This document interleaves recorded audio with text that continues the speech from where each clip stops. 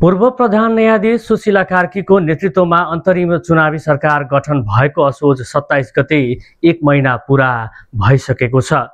भदौ 23 र 24 गतेको जेन्जी आन्दोलनको जनादेशका आधारमा भदौ 27 गते कार्की नेतृत्वको सरकार बनेको थियो।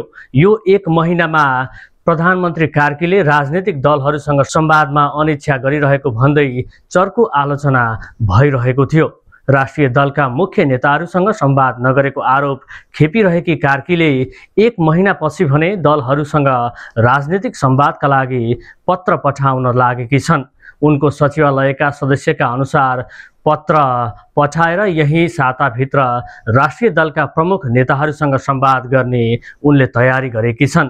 सुरुमा राष्ट्रिय दलहरूसँग संवाद हुने र त्यसपछि संसदमा प्रतिनिधित्व गर्ने अरू दलहरूसँग पनि संवाद गर्ने तयारी गरिएको छ। यसअघि नै दलहरूसँग संवाद गर्ने भनेर तयारी गरेको भए पनि दशैं तिहार बाढी पहिरो लगायतका समस्याहरूले गर्दा नसकिएको प्रधानमन्त्री सचिवालयको स्पष्टीकरण छ। यसभन्दा अगाडि प्रधानमन्त्री र राष्ट्रपतिको सल्लाहमै केही दिन अघि शीतल निवासमा दलहरूसँग संवाद भएको बताइएको छ।